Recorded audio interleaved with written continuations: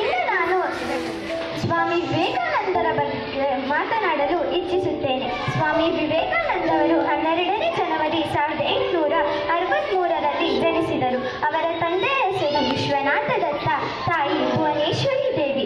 ಇವರ ಬಾಲ್ಯದ ಹೆಸರಾಗಿದೆ ನರೇಂದ್ರನಾಥ ದತ್ತ. ಇವರ ಜೀವನದೊಂದು ಕಥೆಯು ಪ್ರಾರಂಭವಾಗುತ್ತಿದೆ. ಒಂದು ಬಾರಿ ಸ್ವಾಮಿ ವಿವೇಕಾನಂದವರು ಆಶ್ರಮದಲ್ಲಿದ್ದಾಗ ನಾಯಿಯ ಬಳಿ ಆಟ ಆಡುತ್ತಿರುವಾಗ ಹೇಳಿದರು, ನೀನು ಒಂದು ಸತಿ ಯಾರಾದರೂ ಹದ್ದಿಗೆ ಊಟ ಆಗಿದ್ದ ತಕ್ಷಣ ನೀನು ನಿನ್ನ ನಿಯತ್ತನ್ನು ಕಳೆದುಕೊಳ್ಳುವುದಿಲ್ಲ. ಆದರೆ ಅದೇ ಮನುಷ್ಯನು ದುಡ್ಡಿಗೋಸ್ಕರ ನಿಯತ್ತನ್ನು ಬೇಕಾದರೂ ಕಳೆದುಕೊಳ್ಳುತ್ತಾನೆ ಎಂದು ಆ ನಾಯಿಯ ಕಣ್ಣನ್ನು ನೋಡುತ್ತಾ ಅವನ ಮನದಾಳದ ಮಾತುಗಳನ್ನು ಹೇಳಿದನು.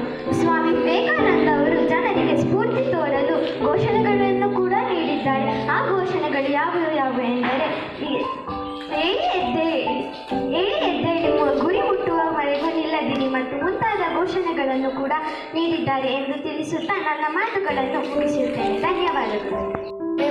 My name is Rakshmi. Today I am going to share my thoughts about Swami Vivekananda. Swami Vivekananda was a great philosopher, Hindu monk and a spiritual leader who believed in the mantra of simple living and high thinking. He had a strong memory since childhood.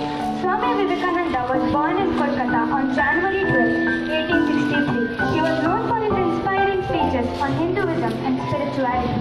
In 1893, he represented India and Hinduism in the World Parliament of Religions in Chicago. In India, we celebrate his birthday as National Youth Day. He is a symbol of youth and idealism. He died on July 4, 1902. Thank you. Have a wonderful day. ಶುಭೋದಯಗಳು. ನನ್ನ ಹೆಸರು ಚೈತನ್ಯ. 6ನೇ ತರಗತಿ A1 ವಿಭಾಗದಲ್ಲಿ ವ್ಯಾಸಂಗ ಮಾಡುತ್ತಿದ್ದೇನೆ. ನಾನು ಇಂದು ಸ್ವಾಮಿ ವಿವೇಕಾನಂದರ ಬಗ್ಗೆ ಮಾತನಾಡಲು ಇಚ್ಛಿಸುತ್ತೇನೆ. ಸ್ವಾಮಿ ವಿವೇಕಾನಂದರು 12 ಜನವರಿ 1863ರಲ್ಲಿ ಕೋಲ್ಕತ್ತಾದಲ್ಲಿ ಜನಿಸಿದರು. ಅವರ ಬಾಲ್ಯದ ಹೆಸರು ನರೇಂದ್ರ ದತ್ತ, ತಾಯಿ ಭುವನೇಶ್ವರಿ ದೇವಿ, ತಂದೆ ವಿಶ್ವನಾಥ್ ದತ್ತ.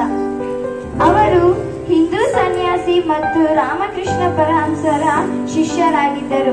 ರಾಮಕೃಷ್ಣ ಪರಮಹಂಸರ ಶಿಷ್ಯರಾದ ಮೇಲೆ ವಿವೇಕಾನಂದ ಎಂಬ ಹೆಸರು ಪಡೆದರು. 1984ರಲ್ಲಿ ಅವರ ಜನ್ಮದಿನವನ್ನು ರಾಷ್ಟ್ರೀಯ ಯುವ ದಿನ ಎಂದು ಆಚರಿಸಬೇಕೆಂದು ಭಾರತ ಸರ್ಕಾರ ಘೋಷಿಸಿದೆ. ಏಕೆಂದರೆ ಅವರು ಶಿಕ್ಷಣದಲ್ಲಿ ಉತ್ತಮವಾಗಿದ್ದರು, ಅದರಲ್ಲದೆ ಆಟಗಾರರು ಸಹ ಆಗಿದ್ದರು. ಅವರು ಯುವಕರಿಗೆ ಸ್ಫೂರ್ತಿದಾಯಕರಲ್ಲಿ ಯಾವುದರಲ್ಲೂ ಕಡಿಮೆ ಇರಲಿಲ್ಲ. ಅವರು ಚಿಕಾಗೋ ಭಾಷಣದಲ್ಲಿ ಮೊದಲ ಮಾತು, ನನ್ನ ಅಮೆರಿಕದ ಸಹೋದರ ಹಾಗೂ ಸಹೋದರಿಯರೇ ಎಂಬುದಾಗಿತ್ತು. ಅವರ ಪ್ರಸಿದ್ಧ ಘೋಷವಾಕ್ಯ ಏಳಿ ಎದ್ದೇಳಿ ಗುರಿ ಮುಟ್ಟುವ ತನಕ ನಿಲ್ಲದಿರಿ ಎಂಬುದಾಗಿತ್ತು. ಅವರು 1 ಜುಲೈ 1902ರಂದು ಕೋಲ್ಕತ್ತಾದ ಬೇಲೂರು ಮಠದಲ್ಲಿ ಧ್ಯಾನ ಮಾಡುತ್ತಾ ಕೊನೆ ಉಸಿರೆಳೆದರು. ಅವರು ಹಾಡಿದ ಮಾತುಗಳು ಲಕ್ಷಾಂತರ ಯುವಕರಿಗೆ ದಾರಿದೀಪವಾಗಿದೆ. ಧನ್ಯವಾದಗಳು. Everyone, my name is Sadhana from grade 3. Today I am going to talk about Swami Vivekananda. Swami Vivekananda was a great leader and philosopher. He was born on 12 January 1863 in Kolkata. His mother name was Bhuvaneshwari Devi and his father name was Vishwanath Datta. His childhood name was Narendranath Datta. He was figured with high thinking and simple living. He was best known for his famous 1893 speech where he introduced Hinduism to Western world in Chicago. He was the founder of Ramakrishna Mission and Ramakrishna Math. On 12 January, his birthday was celebrated as National Youth Day in India.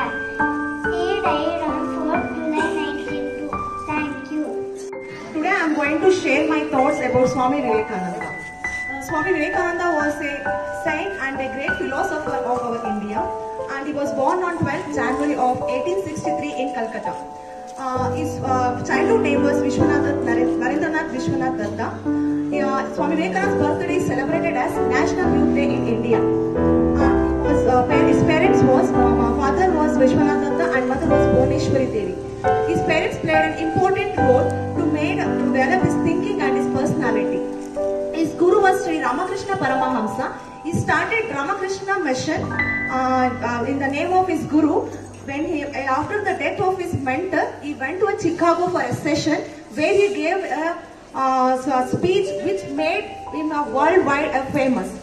And he passed away in 4th July of 1902. And also we have celebrating his birthday anniversary as a Sri Vivekananda Jayanti. As for the importance for that, when we certainly get his inspiration for our youth, he also said that rise awake and until you reach your goal. And certainly all our youth to be inspired. He also said that you cannot believe in yourself until you believe in your God. And also we have celebrated in 2013 for 150th birth anniversary of Swami Vivekananda. And I am wishing you very happy Youth Day for you all in advance. Have a happy Saturday. Thank you so much.